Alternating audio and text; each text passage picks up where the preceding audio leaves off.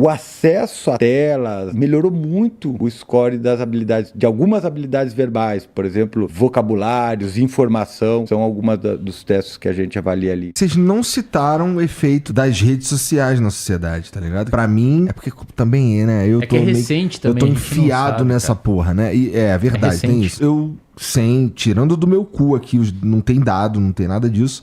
Mas, porra, eu sinto que tem ali, eu tenho uns efeitos ali de merda Tem um cara que é um neurocientista... Quando usado do jeito merda, né, obviamente. Tem um cara que é um neurocientista francês, o Michael Desmourguet, ele escreveu um livro Fábrica de Cretinos Digitais, uma coisa assim, que ele debate isso. Pô, como que as redes sociais estão atuando hoje e tal, porque assim, é novo, né, cara? Talvez quando a população que iniciou com Facebook e Instagram, e principalmente que pegou aplicativo já em ampla escala... No caso dele é o Orkut. Talvez quando a gente tiver essa geração atual com 40 anos, 30 anos, a gente consiga tentar ver se acontecer alguma coisa, né? Acredito que vai ser a mesma coisa, cara. Um número específico de pessoas mais vulneráveis e sem nenhum tipo de auxílio dos pais e tal, controle de uma certa forma disso, pode ser que gere um problema. Né? De recurso compensatório. Isso. Às vezes a pessoa faz esporte e foda-se o Instagram, tá ligado? Entra ali de vez em quando, mas o rolê é ganhar o campeonatinho da escola, ir melhor no jogo.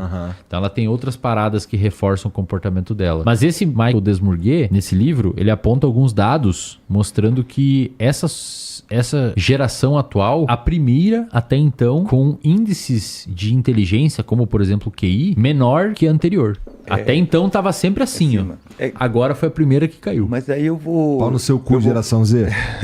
Eu vou fazer uma consideração interessante nisso, né? Porque eu sou avaliador cognitivo, eu trabalho com avaliação neuropsicológica, né, cara? Então, tem uma coisa que é interessante. A primeira coisa é que a gente avalia a inteligência a partir de uma série da consciência. Que porra de Você consciência? Tem que falar isso aí, cara. A galera não vai entender o que aconteceu. Depois eu não vou contar essa história. Não conta a história, mas pelo menos fala o que a história não é legal contar. Não conta a história aí. Não vou contar a história, não. Acho que pode pegar mal. Que porra de consciência, tomando porra de consciência, velho. Os caras lá no Sem Groselha botaram mente no bagulho. Fábio, eu não vou usar essa camiseta aqui. Mente é um termo mó ruim. A minha mente, tá ligado? Falou, porra, esse termo merda. Mas desculpa, eu te atrapalhei, cara. Mete o dedo da consciência e rasga até a orelha. Certo. Mas então, eu ia te falar porque o que acontece? A gente avalia a inteligência a partir de testes que são feitos com várias tarefas cognitivas que enfatizam determinadas habilidades cognitivas, atenção, memória, visopraxia, visoconstrução, velocidade de processamento de informação. A gente avalia isso a partir de um procedimento matemático, estatístico, que a gente chama de análise fatorial, que são múltiplas correlações no qual você tira um fator que é representativo do desempenho do indivíduo em todos aqueles testes, certo? Tá. E você compara isso na população como toda, a média da população e os desvios padrões que tem, né? Então você vai ter pessoas que vão desempenhar muito bem e tem pessoas que vão desempenhar muito mal. Então é sempre muito relativo. O que acontece? A gente tem um efeito Flynn. Quando você vai fazendo essas médias, quando você vai atualizando esses dados na população, pegando a amostra da população, o que a gente notou é que as gerações vinham sempre melhorando seus scores nesses testes, certo? Mas aí tem algumas coisas que a gente tem que pensar. Por exemplo, muito do nosso processo educacional também leva em conta isso. E de certa forma ajuda a desenvolver essas habilidades. Então a geração anterior talvez não tinha tanto acesso e tanto recurso. Então elas acabavam, obviamente, desempenhando melhor isso, né? A gente começou a ter mais acesso a pedagogas, mais acesso a psicólogos que foram criando rotinas, estratégias para tentar desenvolver essas habilidades não tão bem desenvolvidas, brinquedos, aplicativos, enfim, certo?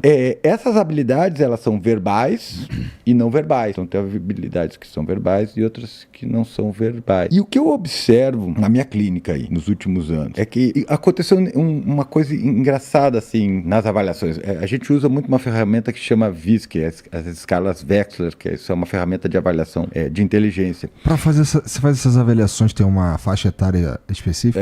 Para cada faixa etária, você tem um conjunto de ferramentas que está balizado para aquela faixa etária, nível educacional. É muito usado para TDAH, ou algum juiz pede alguma coisa para ver a atenção de alguém. Tá bom. manda para um neuropsicólogo. Daí, cara, o que acontece é que você tem uma escala verbal e uma escala de execução, que são testes não verbais. O que eu observei na minha clínica, eu não tenho nenhum dado específico sobre isso, eu tô só chutando. O acesso a telas melhorou muito o score das habilidades, de algumas habilidades verbais, por exemplo, vocabulários, informação, são algumas dos testes que a gente avalia ali. Mas quando você olha os testes de execução, os não verbais, em geral eles estão um pouco mais baixos. Tipo o que assim, Fábio? Tipo cubos, que é um teste onde você tem que mudar formas geométricas a partir de cubos, ou testes... Redesenhar figuras lá e tal. Redesenhar figura. No caso, visto que não tem um teste de desenho específico, assim, mas tem outros testes que são efetivamente habilidades não verbais, como códigos, enfim. E aí, o que acontece? O que eu observo? Na maioria das crianças que eu avalio, as habilidades verbais, elas estão um pouquinho melhor do que as habilidades de execução. O que isso me traz? Traz a ideia de uma criança que está em menos contato com o mundo físico e mais ouvindo e vendo.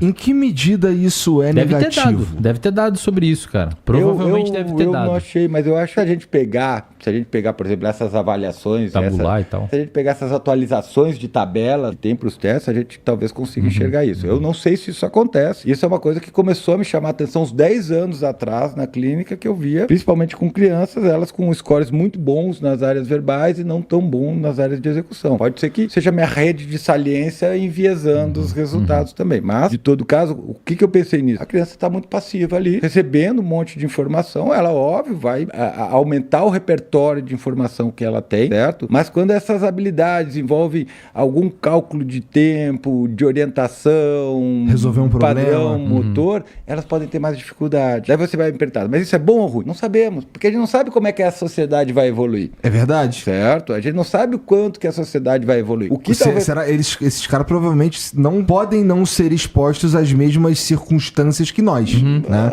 As demandas no futuro podem levar muito mais em conta essas habilidades. Então tem essa crítica a isso também, porque a gente está baseado em testes que foram feitos no início do século passado, certo? Alguns até concebidos um pouquinho antes. Então, por isso que eu digo, a gente tem que ser cuidadoso. Eu vou te falar, eu não acho que tela seja saudável para criança. Criança menor do que 3 anos, 4 anos, não tem nem que saber que celular existe. Eu, assim, num mundo ideal, 14 anos. Por quê? Porque, primeiro, por causa dessa coisa de estar interagindo com o mundo físico. Uma criança de 0 a 3 anos, ela está desenvolvendo o que a gente chama de padrão sensório-motor. Ela está conectando áreas sensoriais com áreas motoras. Equilíbrio, entender o quão distante essa caixa tá, entender a textura disso daqui.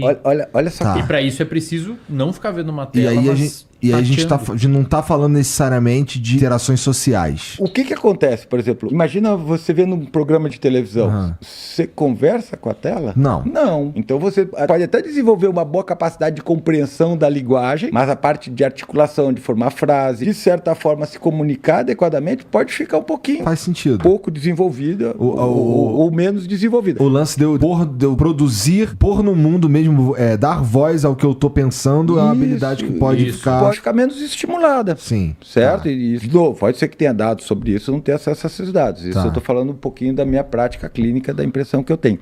Então eu entendo, por exemplo, que nesse período de 0 a 3 anos, a criança tem que estar amassando papel, botando coisa na boca, correndo com a mãe, correndo atrás dela, explorando o ambiente, caindo, certo? Porque isso vai ajudar ele a integrar esses circuitos que estão amadurecendo ali, certo? E esses circuitos, eles têm um período de maturação. Depois, essa maturação não é tão fácil, certo? Esse desenvolvimento não é tão fácil. Então eu acho é uma janela de oportunidade. Então eu acho que ali. Isso, entendi. Certo? Nesse sentido, é uma vantagem que a nossa geração teve, porque vamos lá. Aparentemente sim. Mas assim, isso, aparentemente, é verdade. Se a gente parar pra pensar, por exemplo, que 20 anos atrás era muito mais seguro brincar na rua, né? Então hoje, interações sociais de crianças, elas acontecem majoritariamente na escola, quase que exclusivamente na escola. Então significa que a gente acaba se encontrando numa circunstância que, de fato, as crianças terão mais essas habilidades verbais aí, ou de compreensão e não de execução,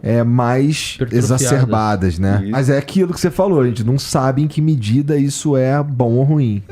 Vamos saber daqui a 20 anos. Vamos saber, mas... por exemplo, o fato da criança, muitas vezes, desde pequenininha ali, ficar muito sentada, olhando uma tela, e às vezes não desenvolver... Cara, a criança tem períodos onde ela aprende a sentar, onde ela começa a levantar e cair, não consegue ficar é importante ter de uma forma completa a exposição a esses comportamentos para que aqueles circuitos fiquem integrados. E a criança tá num cérebro muito plástico, ele é muito molengue, ele precisa de estímulo. Inclusive, se você, às vezes, algumas crianças, o meu sobrinho foi assim quando nasceu, um olho tá, por alguma razão, nasce com uma disfunção e tem algum reflexo ali que tá prejudicado, indicando que aquele olho tá hipofuncional, o médico normalmente fecha o outro. Porque aí, como o olho não tá recebendo luz, as áreas lá atrás não se desenvolvem tanto e esse aqui chega no mesmo nível de desenvolvimento e depois você abre. Então, se você priva, por exemplo, você deixa uma criança, digamos, isso não vai acontecer, né? Mas um exemplo. Você priva a criança durante um ano de entrar luz, a área do cérebro envolvida por detectar luz atrofia. Cara, você precisa aprender a enxergar. Exato, você aprende a enxergar. Isso mesmo. O teu você aprende a ouvir, você aprende textura. Olha, cara, isso daqui, ele é pontudo. E os neurôniozinhos da ponta da sua mão começam a integrar isso e o teu córtex somatosensorial começa a hipertrofiar aquela região. Então a criança, quando de alguma forma está sendo privada desses estímulos, contato com a grama, contato com massinha de modelar, encostar, rasgar, puxar, e tá ali parada, as regiões daquele cérebro, em teoria, não estão sendo estimuladas. Pode ter algum prejuízo no futuro, não sabemos.